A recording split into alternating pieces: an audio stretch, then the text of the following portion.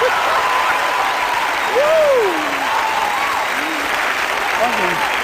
Woo! Oh, y'all look good. I want you to look at something right now. Think of some major goal you want, or maybe it's one you're already working on and you have experienced a lot of setbacks, a lot of defeats.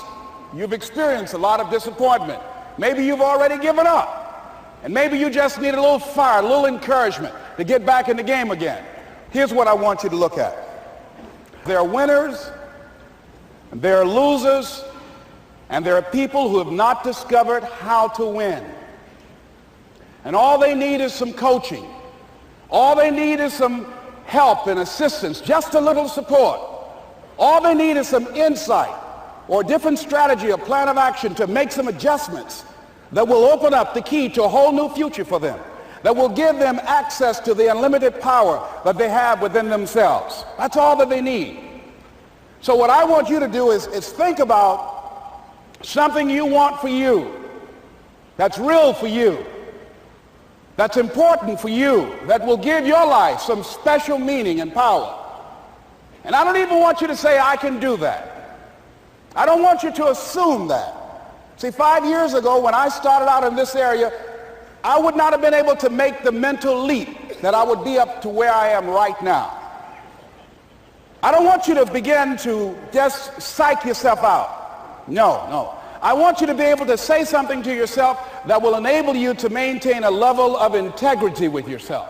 That when you say this, even when you face tremendous setbacks, it will be a benchmark to keep you in the game, to keep you moving forward and experimenting and readjusting your strategy and your plan of action, continuously looking for ways to win. So what is that something? When you got an idea you want to move on, you might not have the money, you might not have the education, you might not have the support or the resources you need. What is that something that can keep us going, that will enable us to act on our dream? What's one of those keys that will begin to help us to discover the secrets to our dream? Here's what I want you to repeat after me, please, with power and conviction. Say, it's possible. It's possible. That's all I want you to do when you look at your dream. Just say to yourself every day, it's possible. Just say that every day to yourself, it's possible. Because what does that do? See, it begins to change your belief system. See, the way in which we operate, ladies and gentlemen, it's a manifestation of what we believe, what's possible for us. Whatever you've done up to this point, all that it really is a duplication, it's a reproduction of what you believe subconsciously that you deserve and what's possible for your life. Most people operate out of their personal history, out of their memory, things they've done, things they've experienced, things they've seen, things that they have observed. What I'm suggesting that you operate out of a larger vision of yourself. I want you to see yourself doing what you want to do, experiencing what you want to experience, having what you want to have, doing what it is that gives your life some meaning and value. Operate out of your imagination, not your memory. Because whenever you look at where you want to go, I'm wanting to warn you, you will have some conversation back here after you go through the data that you've experienced in life saying you can't do it. And so what you want to begin to do is ignore that inner conversation. Well, most people, ladies and gentlemen, when something happens to them, what they do is they begin to believe that that's the way it is. That's the way it's always been. And they can't see the possibility of it being any different. Example, before April 1954, the common belief, the universal belief, because it had been tried again and again and again and people had failed, the belief was that man was not physically capable of breaking the 4-minute barrier, that he could not run a mile in less than 4 minutes. That was the belief on the planet. It had never been done. But here's what happened, ladies and gentlemen. Roger Bannister came along, and he broke the 4-minute barrier. Now here's what's significant about that. Since that time, up to this day, over 20,000 people have done it, including high school kids. What changed? 20,000 people. What changed? Here's what happened when they got on the track. They knew it had been done. And because they knew it had been done, there was a new belief about this barrier, about this goal that was unreachable. And those 20,000 people got in the race believing, knowing in their heart that someone had done it, that it's possible, that they could do it. And I'm saying that if you know anybody that had some goal, some dream, something they wanted to do, and they did it, then I'm saying that you know in your heart that if someone has done it, then you can do it. It's possible. And that if someone can make their dream become a reality, that it's possible that you can make your dream become reality. And so as you begin to look at where you want to go, beginning to embrace that, it's possible. I'm blessed and highly favored. I've got a lot going for me. I got some good stuff in me. And it's possible that I can bring my greatness out here in the universe. That I can do what I want to do. It's possible I can write my own book. I can have my own business. I can take the trip and travel around the world. It's possible. I can bounce back from adversity and reinvent my life. It's possible. Regardless of where I am, the things can get better for me. It's possible. I'm thinking about two men right here in Chicago who were fairly successful, similar background, educated. They worked for a corporation for many years, and they were among many people that were laid off. Two guys who were very good friends. One went out looking for a job for several weeks along with the other one, and they faced disappointment and rejection again and again and again. They couldn't find any work, which is the story of many people across this country. One guy stopped. He became discouraged. He stopped going. He stayed home looking at television, became very argumentative and toxic with his wife, drinking beer, getting on the phone, talking to his other negative, unemployed friends. And he just gave up. The other guy kept looking for a job everywhere he could go. Every time he could get an opportunity, kept asking people, networking, checking the newspapers every day. Kept going everywhere he could, trying to find a job. You have too much education. You're overqualified. You won't be here long enough. He kept going. He kept going. He went to a place and said, look here, I tell you what, if you can't hire me, and I know you can use my talents, abilities, and skills, I don't want to sit home and do nothing. Just let me do some volunteer work. You don't have to give me anything, all right? I just want to work. I want to be busy. Guy said, okay, it's on you now, but don't expect me to give you anything. It's okay. This guy came in and worked. He was the first one there. The last one to leave was the best employee there. About 4 weeks later, one of the top managers quit. They were looking for a replacement. Guess who they selected? This other guy.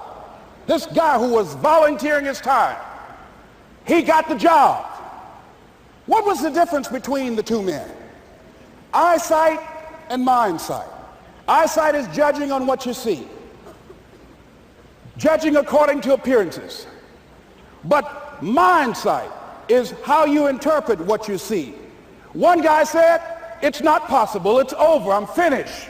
I can't do it. I can't make it. He surrendered.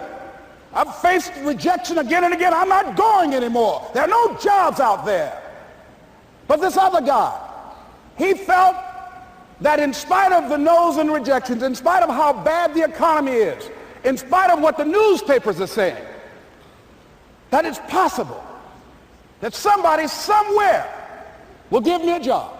He just kept going, thinking it was possible. And guess what, ladies and gentlemen? That's what we have to do with our dreams. Because things happen to you in life that you can never, ever anticipate. And many times when those things happen, you want to give up. I remember when I was in broadcasting, when I was a disc jockey, I became very controversial, not only being a disc jockey, but I felt that radio was something that you not only entertain people with, but you also empower them, you educate them. And I got fired. I didn't just leave, they fired me. That was a shock. I said, wait a minute.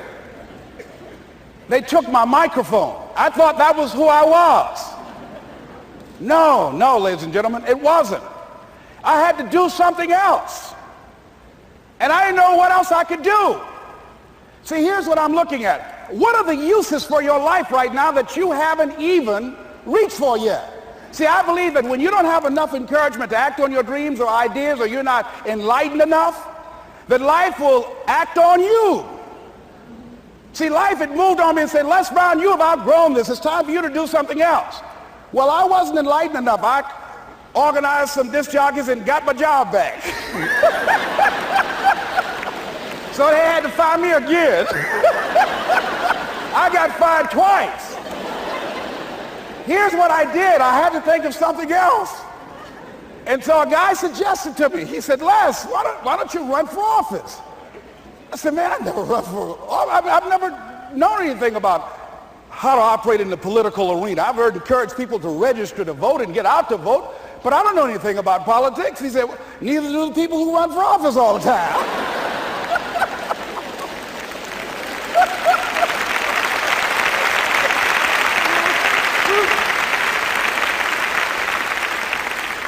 So I ran. Now here's what I'm suggesting. I ran.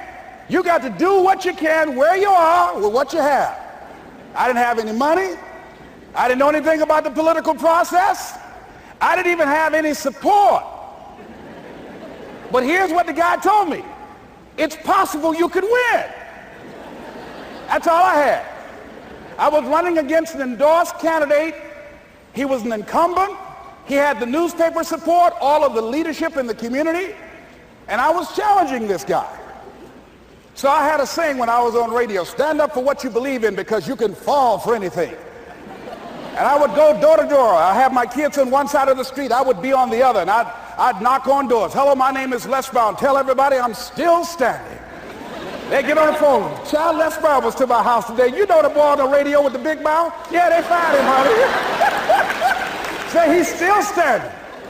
See, I'm saying just keep moving. Don't start feeling sorry for yourself. Don't spend time blaming and talking about what happened to you. See, whatever you talk about, that's what you multiply and expand in your life experience. So don't talk about stuff unless you want it to keep on happening to you, all right? So I got in that kind of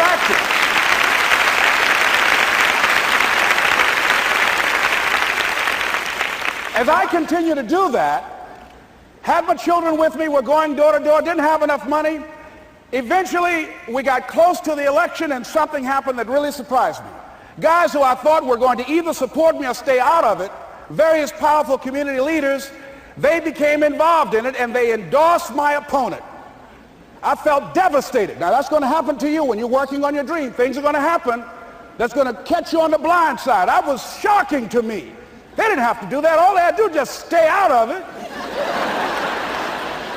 But here they go, come up in there messing with me.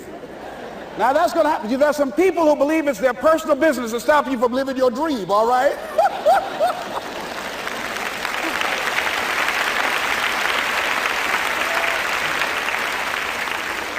But I didn't deal with that. You want to make your dream come true, you got to stay focused. Some people rather get even than get ahead. Stay focused on where you want to go. I just kept on doing what I was supposed to do. And so I was driving to the radio station. My opponent had over $20,000. I had less than $800. As I was in the radio station, the guy said, "You're going to make a commercial?" I said, "Yes." He said, "It better be a good one because that money can't go pretty far here." And I sat there in the middle control room and I was thinking. And here's what happens when you get still. Stuff will start coming. Something said, "Call your mama." You used to talk about your mother on the air all the time. Ask her to say a few words for you. That'll be a different kind of political spot. So I called my mama. And I had a gospel record playing in the background.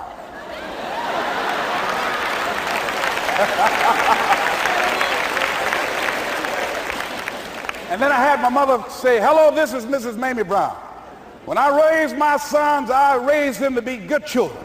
When they got out of hand, I beat their behind and made them go right. Please vote for my son. He's a good boy."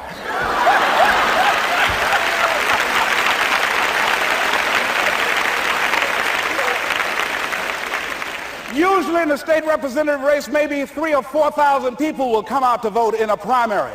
In that primary race, over 27,000 people came out and voted and said, I'm voting for Les Brown because his mama said he's a good boy. I won, ladies and gentlemen. I won.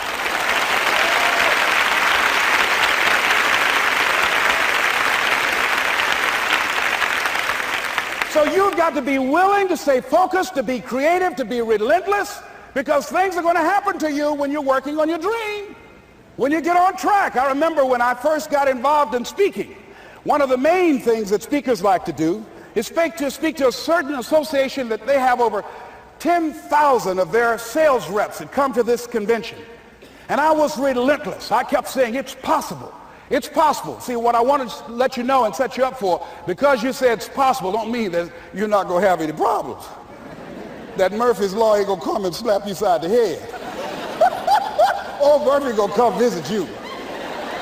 He's waiting for some of y'all out in the parking lot. Oh, you say it's possible. Okay, it's possible. You better get up. Well, I was working. I kept saying it's possible. They got other speakers on this program. I can be on that program too. I kept selling myself. I got all fired up. And I was calling them every day.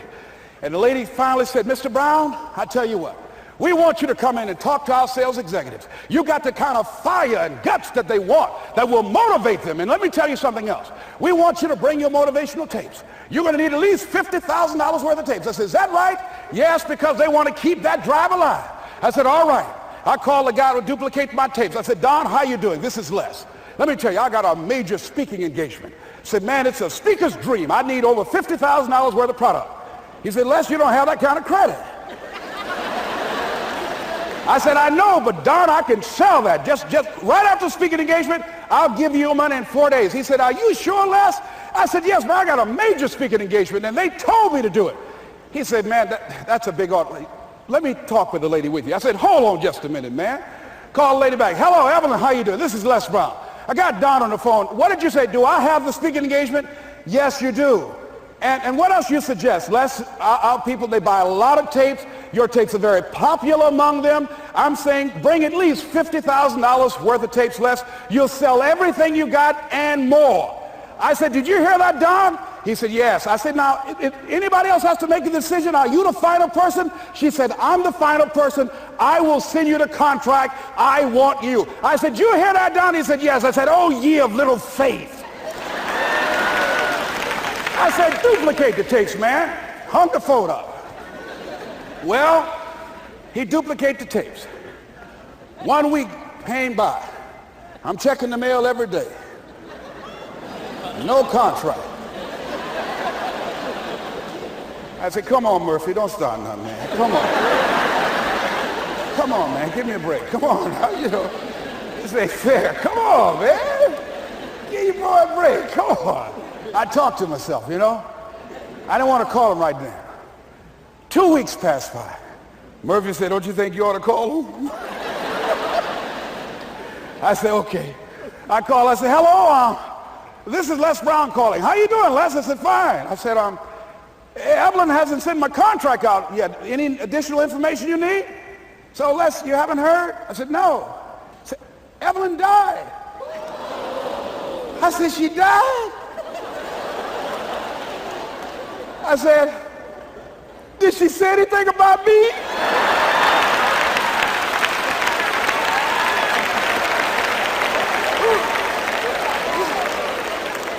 When I got home, I was so wiped out. And Murphy was in the house waiting on me. Murphy said, is it possible you want to listen to some of your tapes?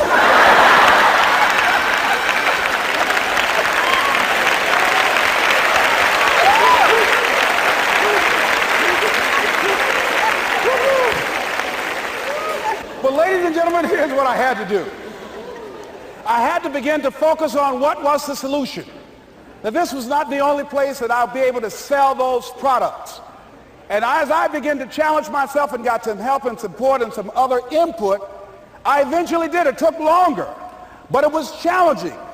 But I did it. Repeat after me, please. No matter how bad it is, or how bad it gets, I'm going to make it. I'm going to make it. Shake somebody's hand on your right and left and say, you got that right.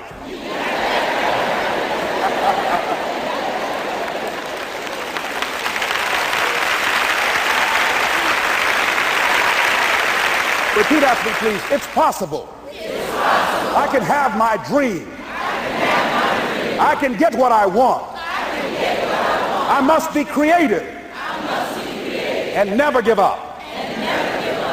Now, let me share something else with you, ladies and gentlemen. When you know within yourself that there's something you want to do, and I believe that all of us were born with a purpose, that all of us have something that we are supposed to do, that all of us have some goodness within us, and that goodness gives us a responsibility to manifest our greatness.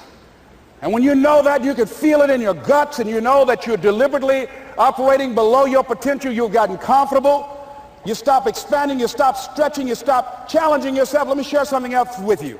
Not only is it possible for you to have your dream, but it's necessary. It's necessary that you have it, that you work on it, that you develop yourself, that you go for what is yours in the universe. I have a friend that at the beginning of the year I was in Los Angeles giving a speech, and I do a seminar teaching people how to become involved in the speaking business, and also one called Speaking with Power, teaching people how to begin to develop their communication skills. And this friend, I said, I want you to work with me. I called her up. She said, Les, are you sure I can do it? Sure you can.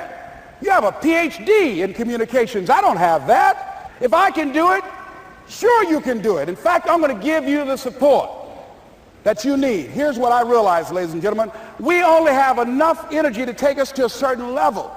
But it's necessary that we assemble ourselves with other people who share our vision, other people that can see it for us, to give ourselves a home court advantage.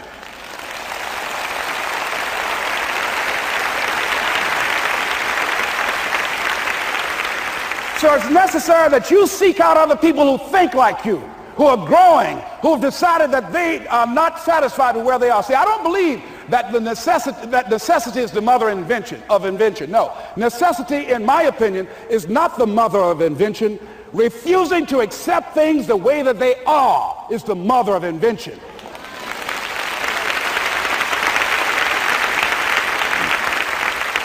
When you decide, I'm not going to settle for this, this is not going to be it for my life, I deserve more than this. See, that will start making you do some stuff. See, a lot of people go to work every day miserable, and all they do is just talk about how miserable they are. But they don't do anything about it. So I was telling her that I knew she hated her job with a passion. I said, you can do this. You got more going for you than I have going for me. And we've been going through this for years, ladies and gentlemen. She'd been to my seminar speaking for a living. She brought her husband, and that was one of the major problems that I realized that happened in her life. He couldn't see it for her. So you got to make sure that you have people in your life that can see it for you, that will encourage you. Non-affirming relationships can hurt you.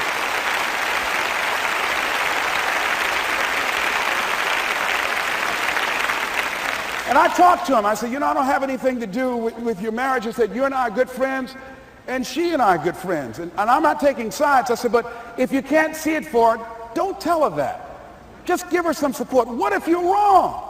It's possible, man, that if I'm doing it, she can do it. Well, you're different. How are you going to tell me that? You've seen her speak. She's got great speaking skills. Don't underestimate her. You don't know. You've got a great woman here. But you see, people who can't see it for themselves can't see it for you. He was happy.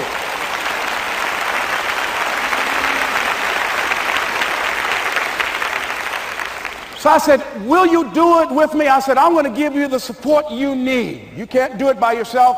I will stand with you. She said, you will? I said, yes. I'm going to make you part of my seminar. You'll do a part of it, and I'll do a part of it. Speaking with Power. She said, okay. 3 days later, ladies and gentlemen, I got an emergency call at my office. It was from her husband. He called and said, tell Les Brown that Marion is dead. I said, oh no. when I was flying there to go to the funeral. And I remember the last time that I saw her, and I had some of her papers that I had gotten inadvertently confused with mine, and I took them home. And I was searching through these papers to do one of her works. She was a prolific writer. And what got me, what was so sad that made me begin to cry, was that there were poems that she had started that were profound poems, great thoughts that she didn't complete. Plays that she had started that she didn't complete. See, that poem was given to her. I can't finish that for her, nor can you. That play, whatever the outcome that she had envisioned, that she had imagined, was given to her. Only her. And she's the channel that was going to come through. You are here, and you are the vessel, you are the outlet for the universe. That you've been selected. There's something for you to do. I believe all of us have some purpose for being here. And as I was going to the funeral, and I was reading a newspaper that said that millions of people are dying because of what they're eating, talking about their diet. And I'm sure that it was Marion talking to me, whispering, saying, Les, the next time you speak, say that even more are dying because of what's eating them.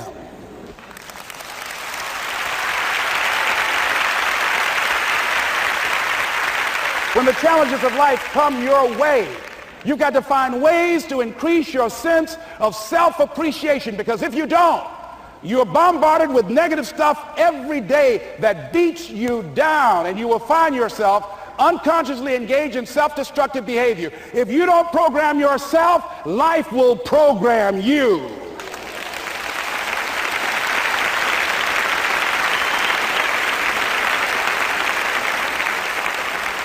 So you want to have an agenda for your life. It's necessary that you have some direction for your life. A friend at the National Speakers Convention gave us a presentation, and it really struck me. He was talking about when he was traveling across Europe, war and aggression, and he said at different points, soldiers would wake them up on their journey and ask him the question. And I pose this to you. The question was, where have you been? Why are you here? And where are you going? And that's what I ask you. Where have you been? Where have you been up to this point? You look at your life. You look at what you produce. Is it giving you what you want? Are you living on purpose? Are you living your dream? Are you acting on your ideas? Are you doing all you can do? Have you gotten comfortable? Are you procrastinating? Are you evading your own greatness? Are you surrounding yourself with people that can nourish you? Are you challenging yourself? Are you experimenting? Are you learning something different? Is your life an adventure, or is it boring? Where have you been? Why are you here? What brought you here? Investing the time, the money. What brought you here? And where are you going? What is it that you can get out of this session, out of this lecture? That when you leave here, rather than this just being a spectator event, that you got some idea, some dream, that you might have to go back and brush it off and look at it again and say, I've got to do this. This is my stuff. This is what I'm supposed to do. This is why I showed up. Where are you going with your life? What decisions are you making right now as you look into the future? Are you experimenting to find out what other talents and abilities that you have? See, we're in a time right now. The day is gone where you could just go to college and get out and get a job and work 30 or 40 years with job security and retire with a gold watch. The gold watch days are gone. Brand new day. Party's over. So now you have got to be multi-talented and multi-skilled. You've got to use all your stuff. You don't know what else you can do. I didn't know I can do what I'm doing right now. It's necessary that you stretch and challenge yourself and say, let me see. I start out as a trainer. I'm a trainer. That's what I am. That's what my expertise was in. And then I decided, let me see, can I speak? And then I discovered, hey, I can do that. What if I hadn't tried to do that and just been satisfied with just being a trainer, with a limited vision of myself? And then after training, and then I said, well, maybe I can go into business for myself. And I started speaking, going into business for myself. Well, maybe I could train other speakers and teach them how to go into business for themselves. See, you want to have a backup plan. You want to have other strategies for yourself. In case this doesn't work out, you got something else going over here. You don't want to ever put yourself in a situation where you have a limited vision and you're only using a limited amount of your talents, of your skills, and of your abilities. And I'm saying to you, it's possible you've got some talents, some ideas in you, your ability to do some stuff that you haven't even discovered yet. And I'm suggesting that it's necessary that you get outside of your comfort zone. It's necessary that you develop some new relationships where you can learn from people. It's necessary that you do reading, that you do research. It's necessary, if you're already involved in some business, that you don't be satisfied with where you are. If you want to make it today, it's necessary for you to constantly look at ways of getting better. Not only is it possible for you to have your dream, and it's necessary for you to challenge yourself to go after it and get better and leverage relationships that can help you get to where you want to go, but it's you. The major key to your reaching your dream, your living up to your greatness, your making your contribution is you. If the economy is good, fantastic. If the banks are loaning money, that's great. If people are positive, that's great. You don't have any opposition, that's great. But the major key to your making things happen in your life is you. When I wanted to get on public television, they told me, you can't do that. So wait a minute, I've seen these other people on. It's possible I can get on. Leo Biscaya, John Bradshaw, it's possible. Excuse me, hold on, time out. Let's be realistic. Come on, be logical. I said, well, wait a minute, why can't I do it? Let's look here. Think about guys who have credentials, all kind of credentials. You don't have any college training. They're not going to put you on television. Give me a break. I said, thank you for that. God love you, and I'm trying. And went on about my business. You hear me? Let me tell you something. What people think about you and the possibilities for your dream is none of your business. That's their business.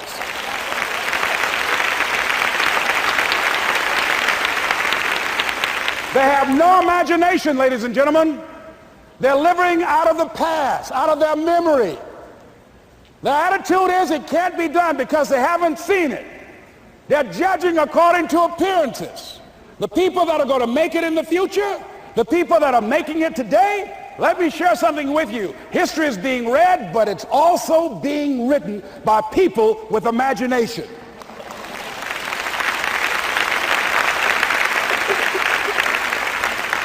So I went to the next mode, necessary to start talking to people and seeking and asking for what I wanted and leveraging relationships and trying to find out how do the people do it that went ahead of me? How do they do it?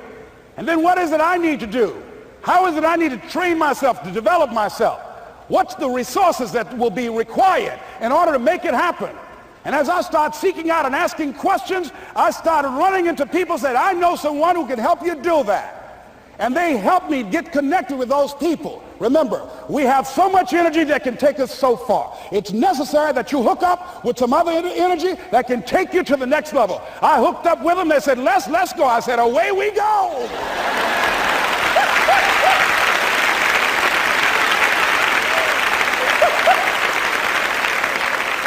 And guess what? Here we are.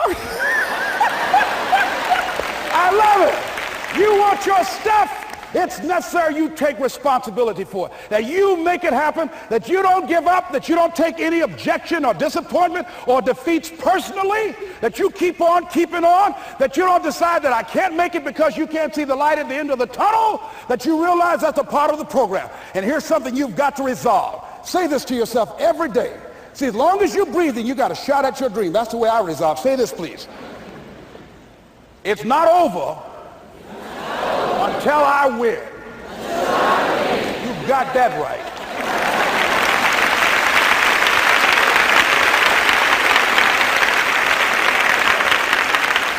It's not over till I win. Not over till I get through. It's not over till I get over. Not over till I get what I want. Door can't open today, look out. I'm going to come back and take the hinges off. That's how you got to do that. You've got to have that kind of courage, that type of determination. If you want to make it happen, it's you. That you've got to take personal responsibility to make it happen. That you have got to own what it is that you want to do, if it's taking care of your well-being, if it's making a difference in our school system, if it's working with senior citizens, if it's to protect our ecology, if it's to create an economic renaissance, if it's just to take yourself to another level, it's you. You've got to make that happen. We can point out many things that can make it inconvenient or can slow us down, but ultimately, it's on us. Next step is, not only is it possible and necessary, and it's you to live your dream, to make this greatness that you have within you become a reality, but what I've come to appreciate when you're working on changing your life, changing some bad habit, getting out of addictive situations or relationships, or working to build a dream or making a difference in our society, or learning something that's very challenging. Here's what I realize, ladies and gentlemen, and develop a great deal of respect for. It's hard. Easy is not an option. It's hard living. Life is hard. See, it's hard when you are 49 years old, been working on a job for 17 years, and they come in and tell you you're finished and give you 1 week severance pay. And you got to start all over again. It's hard when you are married and raising children and your children are crawling and your husband dies unexpectedly. It's hard handling just the tragedies of life. It's hard when you're working on something and you put everything you have in it and it doesn't work out. You lose your money and other people's money.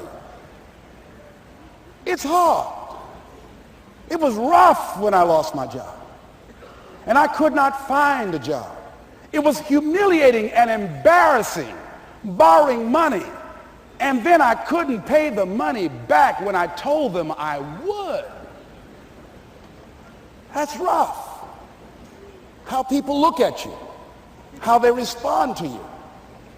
It's very hard. It's humiliating. Here's what I discovered that happens to you in life, that you will go through things, and while you're going through them, you can't understand why it's happening to you. But after you go through it, and you get back and you look at it and you say, oh, now I understand why I needed that lesson. Have it ever happened to you? Raise your hand. Has it ever happened to you that I couldn't understand it then, but after I got through it, then I saw that that was preparing me for bigger and better things.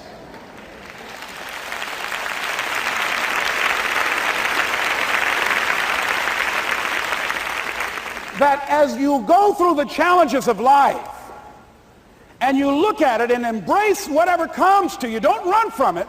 Step toward it. Don't try and duck it like most people do. See, most people want it easy. See, easy come, easy what? Easy go. See, but when you go at what you're going to deal with and you deal with the difficulties of it, when you handle those hard things close at hand, making those hard decisions right now that you don't want to make, learning those things that you don't like to do, but you know that in order for you to get where you want to go, this is one of the hoops that you have to flip through. And I'm saying to you, whatever you got to do, do it, because if you don't, life is going to whoop you until you surrender and say, okay, all right, I cooperate, okay, I learned, okay. It had to wear me out a long time. So if it's hard, then do it hard. Now, how do you hang in there during the hard, difficult times? Les, you must have faith. You've got to believe in yourself. You've got to believe in your abilities. You've got to believe in your service, your company, your ideas, unquestionably. You've got to have faith, and that faith gives you patience. That it's not going to happen as quickly as you want it to happen. A lot of things are going to happen that will catch you off guard. And so therefore you've got to deal with and handle it as it comes. And not only that, but that faith and patience drives you into action. You've got to keep moving and keep plugging away. In the Far East, they have something that's called the Chinese bamboo tree. The Chinese bamboo tree takes 5 years to grow. And when they go through a process of growing it, they have to water and fertilize the ground where it is every day. And it doesn't break through the ground until the 5th year. Okay? But once it breaks through the ground, within 5 weeks, it grows 90 feet tall. Now the question is, does it grow 90 feet tall in 5 weeks or 5 years? The answer is obvious. It grows 90 feet tall in 5 years. Because at any time had that person stopped watering and nurturing and fertilizing that dream, that bamboo tree would have died in the ground. And I can see people coming out talking to a guy out there watering and fertilizing the ground that's not showing anything. Hey, what you doing? You've been out here a long time, man. And the conversation in the neighborhood is, you growing a Chinese bamboo tree, is that right? Yeah, that's right. Well, even Ray Charles and Stevie Wonder can see ain't nothing showing. You know that's how people are going to do you? So how long you been working on this? How long have you been working on your dreams? And you have nothing to show. This is all you got to show? People are going to do that to you. And some people, ladies and gentlemen, they stop. Because they don't see instant results. It doesn't happen quickly. They stop. Oh, no. You got to keep on watering your dream.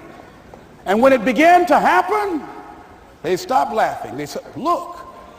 Whoa, look here. Look how.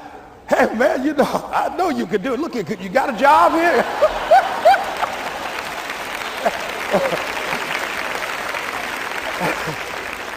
See, during those hard times, we didn't know how you're going to make payroll. During those times when you failed and things didn't work out, they were nowhere to be found. But you know what I discovered? When you're working at your dream, somebody said the harder the battle, the sweeter the victory. Oh, it's sweet to you. It's good to you. Why? See, when it's hard and there's a struggle, see, what you become in the process is more important than the dream. That's far more important. The kind of person you become, the character that you build, the courage that you develop, the faith that you're manifesting. Oh, it's something that you get up in the morning, you look yourself in the mirror, you're a different kind of person. You walk with a different kind of spirit. And people know that you know what life is, that you have embraced life. You knew it was hard, but you did it hard.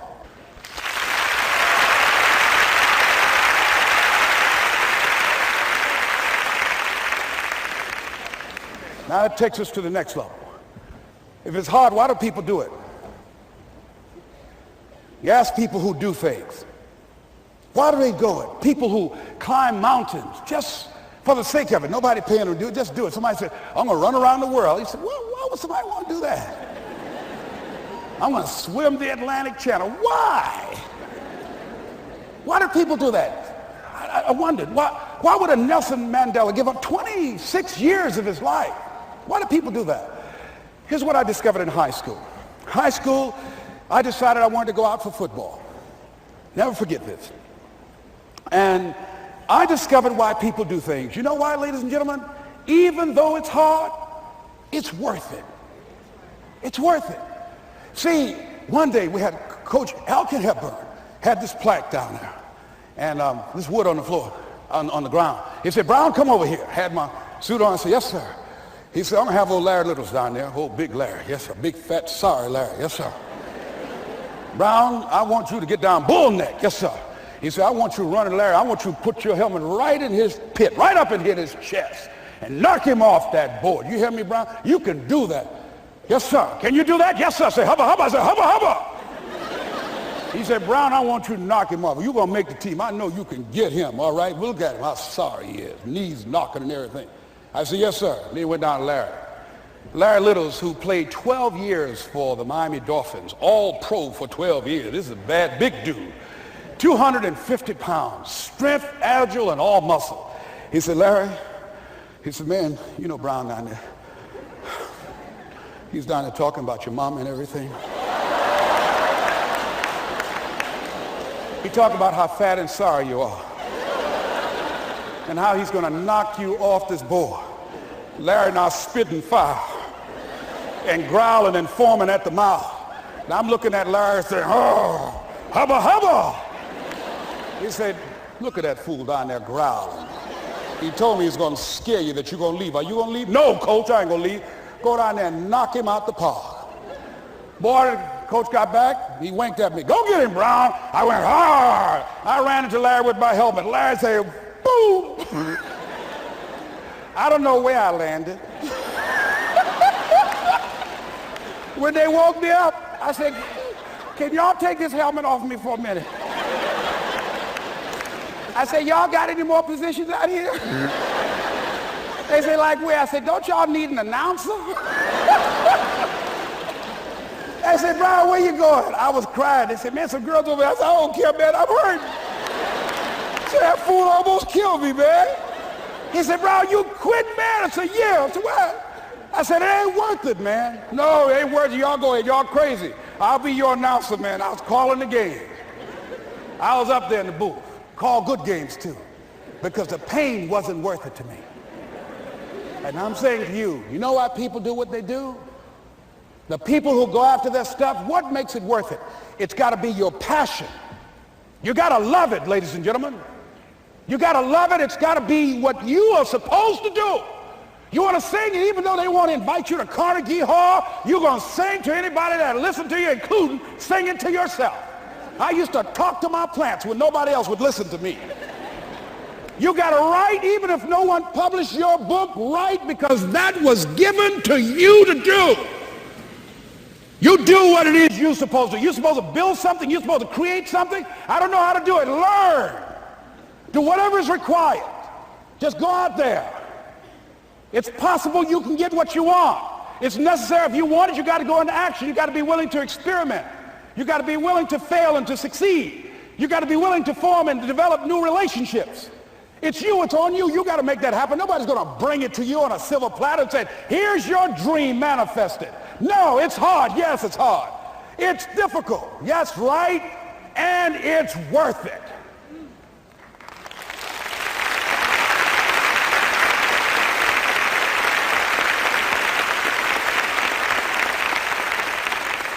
People ask, hey, man, you know, these kids, man, it's rough dealing with them. That's right. That's right. You think peer pressure happened overnight? We went through peer pressure.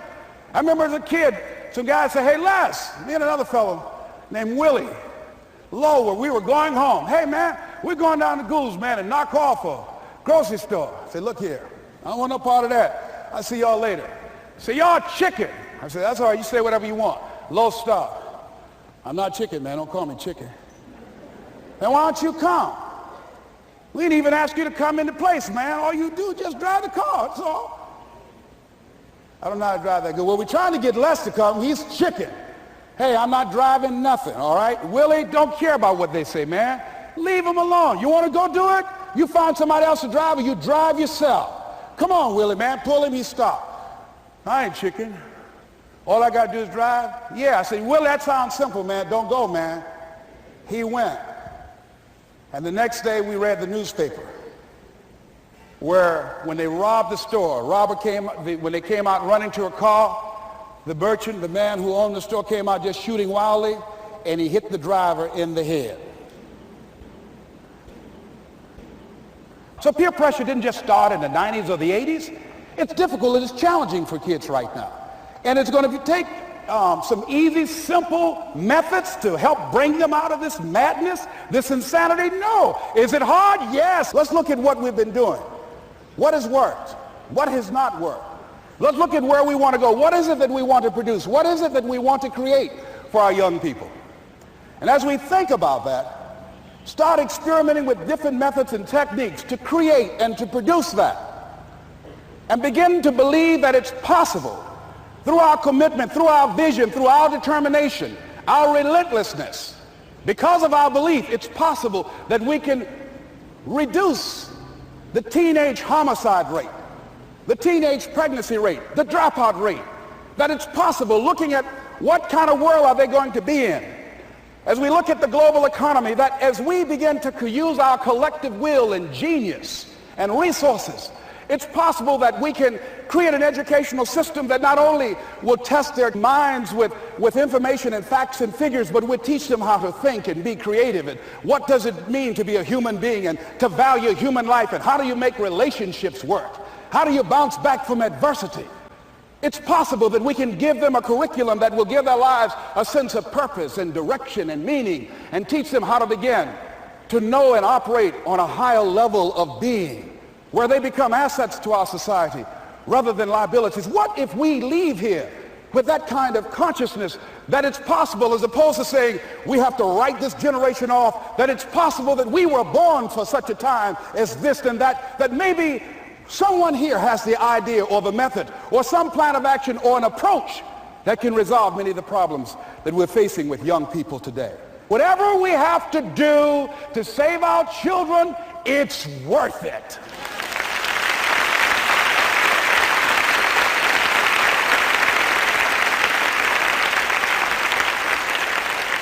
And so that brings me to the final step, that it's necessary for us to begin to look at the future and know that it's possible that we can have our dream. Yes, it is.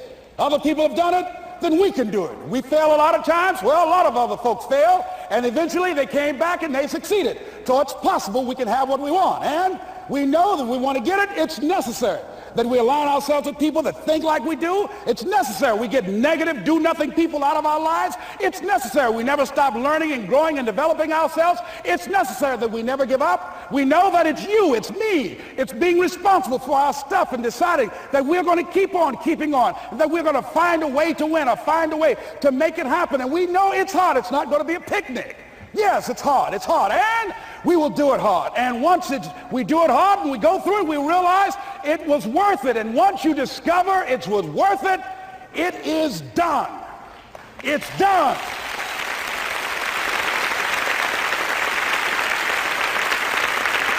It's done, ladies and gentlemen, before it happens. Well, here's what I'm suggesting to you. That when you're working, you have a wall to break through. Let's say a friend of mine he runs a marathon, and he says, when he's running the 26-mile marathon, he said, let's say that hypothetically, that 18th mile is the wall. He said, Les, when you get there and you're running, he says, everything in you is telling you to stop, to give up. Every muscle is aching, and you're saying to yourself, I can't do it. I can't do it. And you just keep on and you keep on and you keep on. It seems like you're moving at slow motion. And then eventually when you break through that 18-mile wall, then you know it's like done and you're on automatic and you glide on in. And you know it's there. You know you're going to get to the finish line. And we've all had experiences where we were working on something and we knew it was possible. And we did those things that were necessary to bring it into a reality. We took the responsibility to make it happen. Other people couldn't see it. A lot of people didn't believe it. You were attacked. You were criticized. People were opposing you, but you kept on doing it. It was hard. It was rough. It was difficult. But to you, it was worth it. And eventually you got to a level you know, can nothing stop me now. I'm on the move. I'm on the move.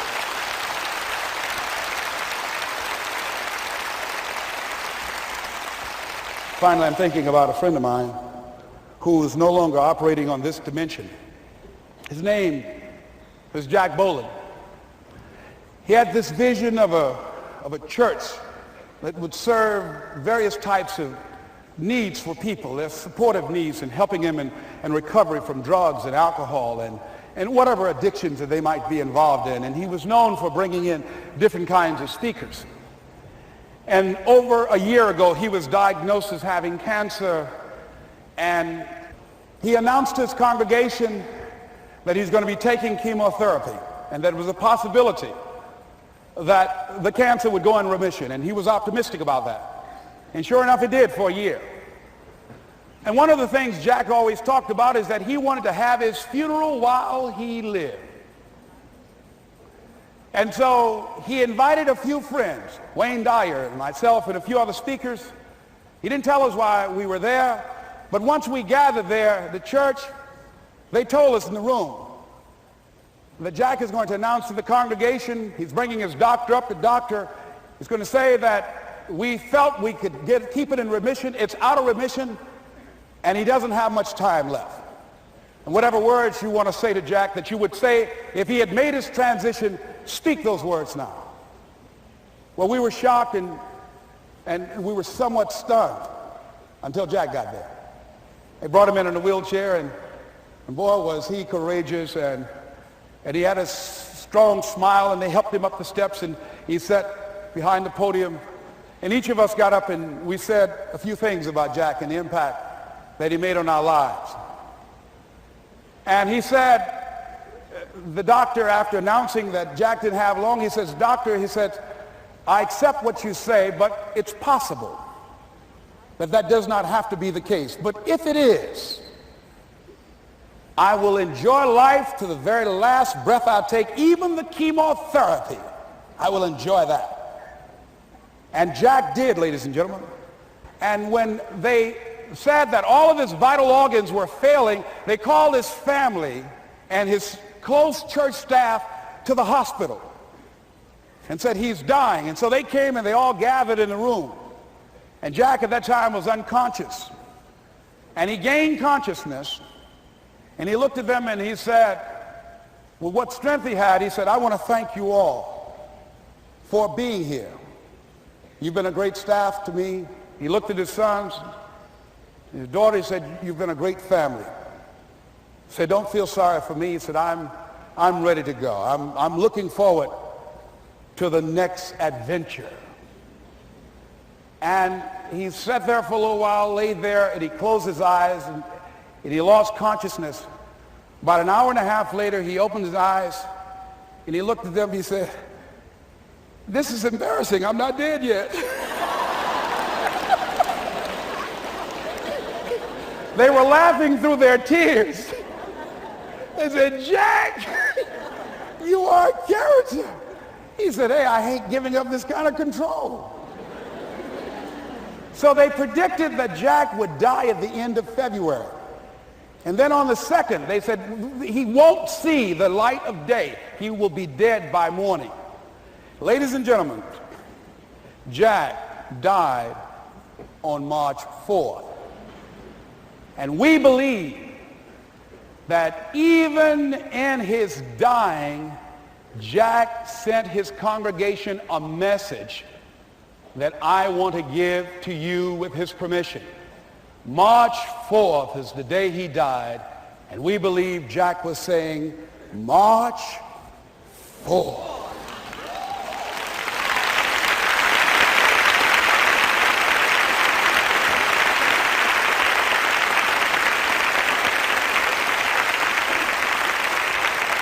So I say, as you look into the future, while other people are giving up, feeling like victims, feeling powerless, becoming negative, turning on each other rather than to each other, feeling that they can't make it, be ye not conformed to this world, but be ye transformed by the renewing of your mind with the mindset of that it's possible that we can save this generation. It's possible that we can create new industries, a new economy. It's possible that I can find a new profession, a new job. It's possible I can create a new life. And it's necessary that I become actively involved in becoming a positive force in my life and on the planet. And it's me, yes, it's you, it's all of us, pulling together, working together to create this brand new future. And it's going to be hard. Easy is not an option. But if it's hard, we will do it hard. Whatever is required to snatch victory from the jaws of defeat. And it's worth it, yes. It's worth whatever we have to do. And once we know that, it is done. It is done. It is done. It is done.